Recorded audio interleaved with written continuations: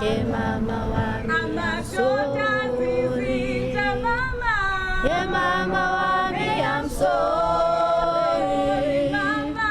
Mama wami I'm sorry. Zulakali sulezo nyembezi. Mama wami I'm sorry. Mama wami I'm sorry. Mama wami I'm sorry. We founded the foundation, and not only in celebration of Uyinene's life, but also to continue her legacy. Uyinene was a person that was very vocal about gender-based violence. She often was the one that challenged the patriarchal ideologies that we sometimes hold. And so we wanted to continue that legacy, and we wanted to go beyond. It is important for Parliament to be part of this campaign, because any community organization, NPO, or individuals that want to make a change in this country, the doors to Parliament must be open. Given the context of Women's Month, the Uyinene Mrwetyana Foundation has started an initiative called From Post Office to Parliament, which basically calls for the public, which is young people or women, to submit letters where they call for an end to gender-based violence, but through writing from their own experience as a reflective piece. So all of these letters will be submitted to the Parliament and will be collected from the Clareinch Post Office. And as the first recipient, it's important for me to be involved to show that I am part of the foundation and that we are all collectively working towards the end of gender-based violence in South Africa.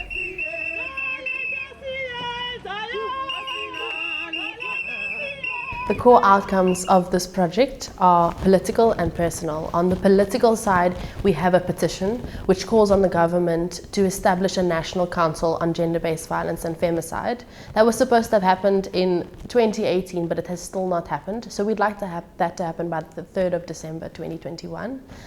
And then the personal side is that we're calling for debriefing by writing letters. I'm sure you all wondered why the initiative was called Post Office to Parliament. The name is a commemoration, and for me, a full circle of 1956, August 9th, to today, to now. 20,000 women at a time when they were oppressed. We still are today. They took it upon themselves to walk to the union buildings, to say, I will not be denied the right to freely move in the land of my birth. At times like these, when one feels ashamed to be called a man, to be associated with such hatred, cruelty, and horror. But then again, it is that very same shame that should push us as real men to stand up against those monsters amongst us.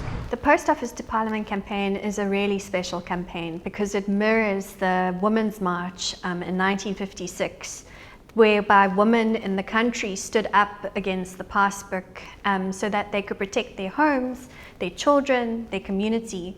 And this is why the Post Office to Parliament campaign is so special, because once again it's connected to Uyinene, her legacy, and UCT's role against gender-based violence.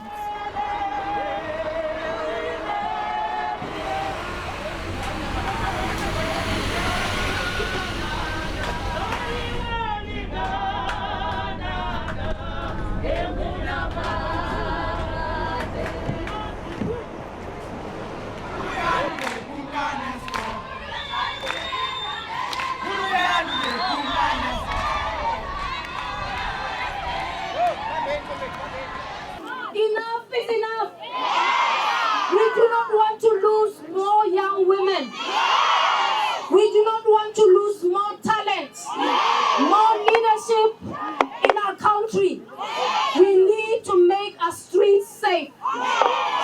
It is not right that young women have to think twice before they go into the public, into the street. By UCT creating the Uyinene Mrwetyana Scholarship, They've taken a public stand against gender-based violence, and they've also partnered with the foundation. So that means that they have a moral obligation to be a change maker in terms of gender-based violence advocacy in South Africa.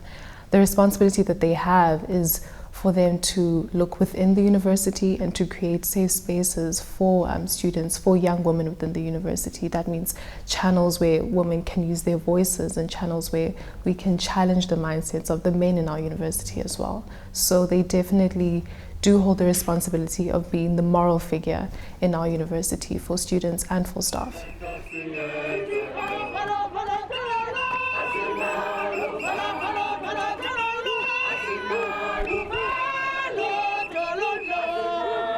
So the UCT community participated in this campaign by completing postcards that were distributed in residences and in libraries, including Uyinene's last residence. And we also invited students and staff to submit digital petitions on the Uyinene Foundation website. We also ensured that the 50 representatives that are going to Parliament were safely transported, which included the first UCT recipient of the Uyinene Scholarship. So we're really honoured to participate and be involved in this way as we collectively take action against gender-based violence.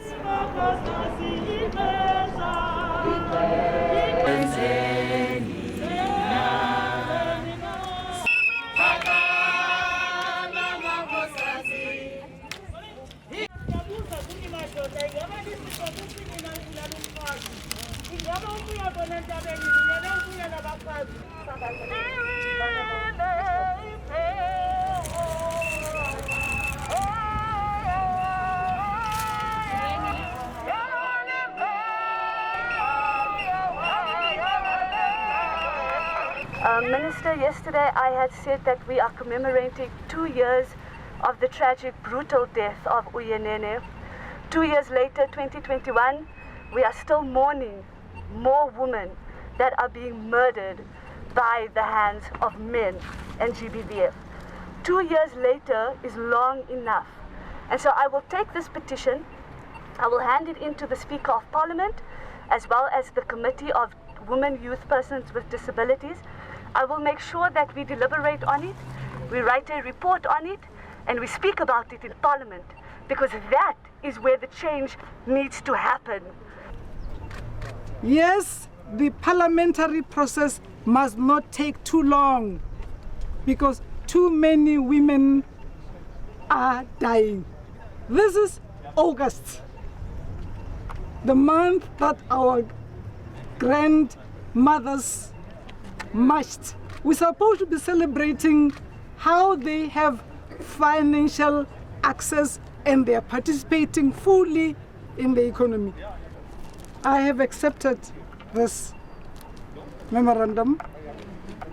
I'll hand it over to the President faithfully, but I know that faithfully he had listened to everything we've been saying.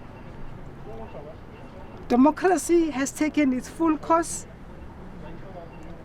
We are going back to Parliament to conclude whatever cleanup that has to be done. I think I never met Uyinene, but I heard that she was a fighter. And when this campaign ends, I think we will continue with that fighting spirit. We will continue to ask, when will we feel safe again?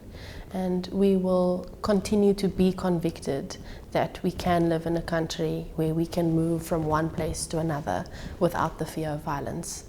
I think that by speaking to South Africa, we create the foundations of us being able to speak to the world. I think that it causes the world to look at us and to look at the way in which we are interconnected. The issues that you highlighted happening in Afghanistan aren't necessarily just in isolation. Gender-based violence is a wider societal issue, and I think by starting in our countries, we need to understand that it doesn't necessarily end here in South Africa. We need to use international organizations and talk about the worldwide lived experience that women face with regards to gender-based violence. So that's definitely something that we need to do. The University of Cape Town stands with you all. I want you to feel the pain of each and every single woman and queer person in this country, to say that I want that to be what is going to drive Minister from here on outwards to contribute much more to the fight against GBV.